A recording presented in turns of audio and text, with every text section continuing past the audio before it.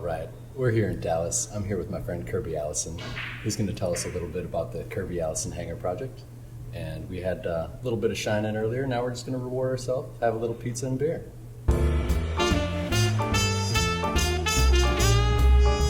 Thank you. Jason, Kirby, welcome to Texas. thanks for having me. Thanks for coming down. Appreciate it. So, yeah, how was your trip? It was great, man. Flight was good. Yeah. Dallas, baby. We had a good shoe shine earlier, so.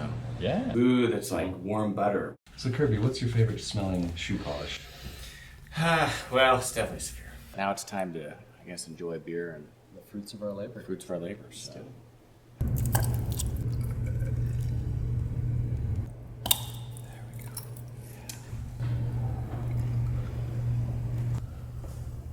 Cheers, sir. Cheers, man.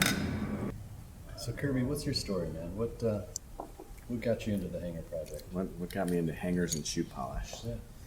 You know, I have often in retrospect questioned how I got here, whether or not it was by mistake or some greater design. But, you know, I've always been really fascinated by craftsmanship and quality. You know, even whenever I was in high school, you know, the idea that you could have something made the same way today as it was 100 years ago, by hand, just for you, that nostalgia and kind of romance always captivated me.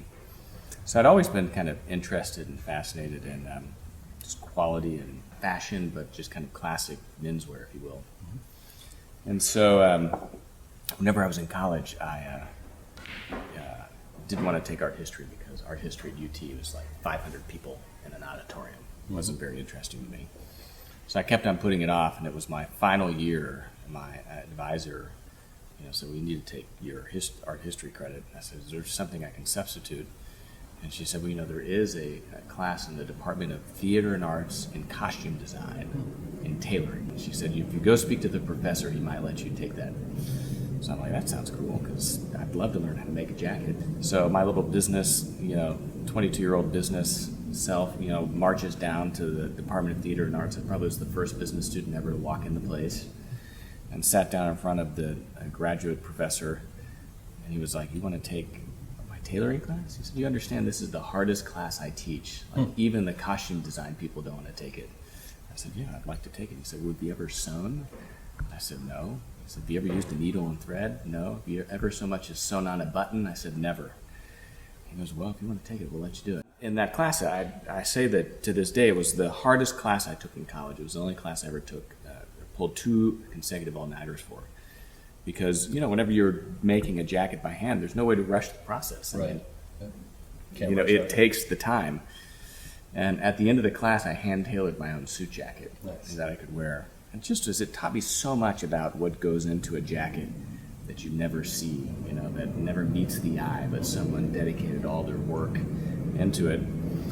And so I graduated college. I took all my graduation money and bought my first custom suit, and it came on a plastic hanger. Nice. And it just seemed so disappointing, you know, that here was this, you know, piece of art, you know, someone had put, you know, 50, 100 hours into it, and it was on a plastic hanger. It was like, you know, buying a great piece of art and then taking it to Michael's, you know, to have the frame put on. So I was on the internet just kind of complaining about it, trying to figure out, well, where can I find a high quality wooden suit hanger? And the reality was it just didn't exist. Mm-hmm. So that was kind of that was where the Hangar project started. And it literally started as the Hangar project. It didn't start as like a business.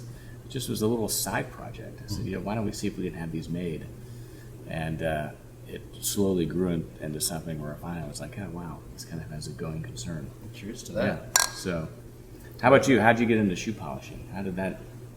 Well, there was one day at Denver International Airport where I poached on a shoe shine stand bright and early in the morning and acted like I was a shoe shiner professionally. Got away with it.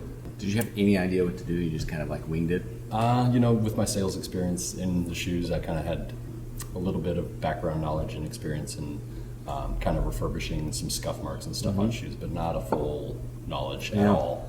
Really just kind of fumbling my way through it, acting like I knew what I was doing, and had a lot of fun doing that. And then 3 years later, a position opened at Nordstrom, and I jumped on it, and it's really created a lot of great opportunities. That's amazing. Yeah.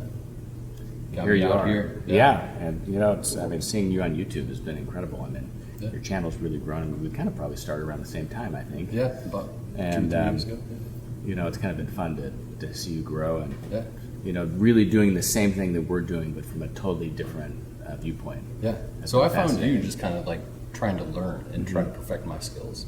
I was searching shoe shine videos, found a few other ones, but yours was standing out as like the professional, somebody that knows what they're doing. So I watched a We few. pretend. Yeah, for sure. We all do. But it kind of got a little bit of that and kind of made it my own. So I thank you for that. Yeah. Well, How'd you find me, man? How'd you discover me? gosh, I don't know. I mean, I think it's just, the magic of YouTube, seeing kind of other videos pop up. Maybe I was searching shoe shine, you just kind of see where we ranked. Yeah. And, saw your videos and, it was just fascinating to me, because you have a very unique kind of approach. It's just you kind of jamming, shining a pair of shoes, Yeah. Really not much dialogue to it. No. And, it's I think really captured, just the therapeutic kind of ritual of shoe shining. Yeah, and I think that's one thing about art across the board that we all, if we experience the creation process of it, we kind of get lost in it. We have that sense of losing time while creating something.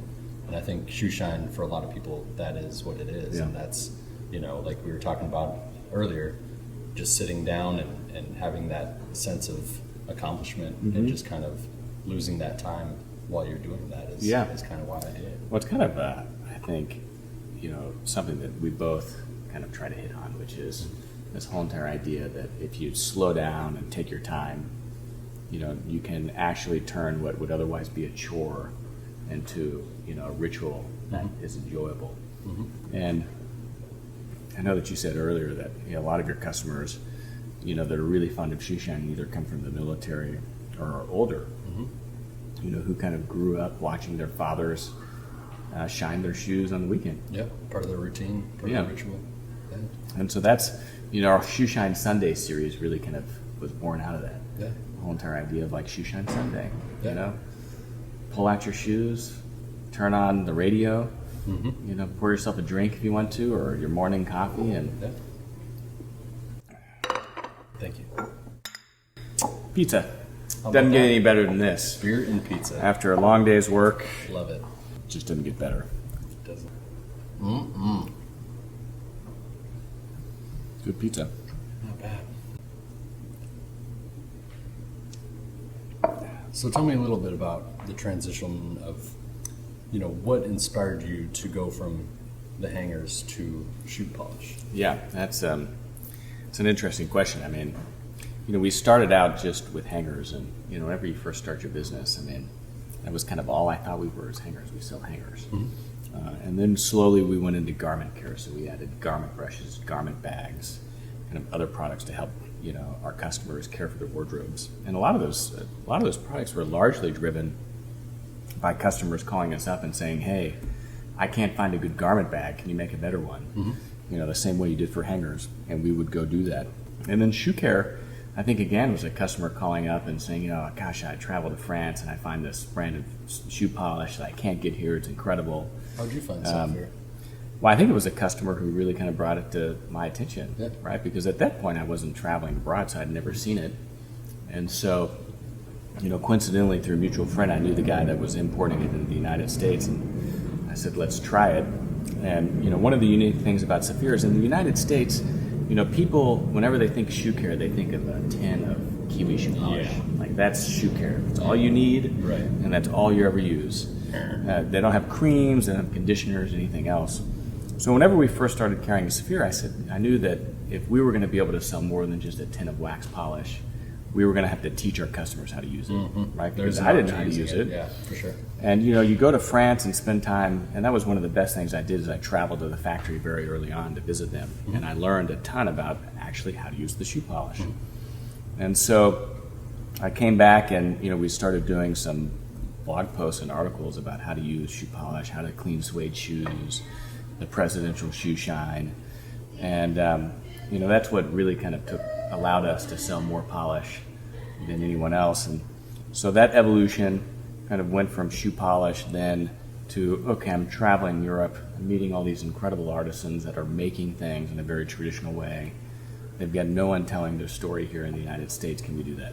And so like our ties, pocket squares, socks, umbrellas, a lot of these items that we source are of the same quality that we feel, really, upholds traditional craftsmanship and heritage.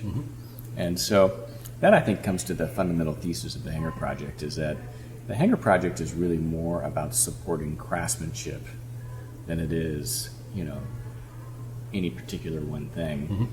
Our philosophy is that you can afford to invest in quality if you know how to take care of it. For sure. Yeah. And what is quality? Well, quality is something that was made in a thoughtful, deliberate way, by someone who was skilled. And that, at the end of the day, is what we want to support, is men surrounding themselves with items of quality.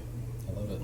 It's art, and I think that one of the things that really fascinates me is that, I like art, but I prefer, art that I can wear and interact with versus something that's just hanging on a wall. Yeah, we're a blank canvas when we wake up. Well, and it's like, this jacket, is a piece of art. It's sculpture. Someone, really conceived this and designed it and drafted it out, and then, someone put, all their work and a lifetime of work, of skill to be able to sew this together. And, that to me is, and I get to wear it. Yeah. That's what's great about it at the end of the day versus, some, abstract object on a shelf or on a wall. Right, that you can't take off. That you can't take off. It's like with shoes.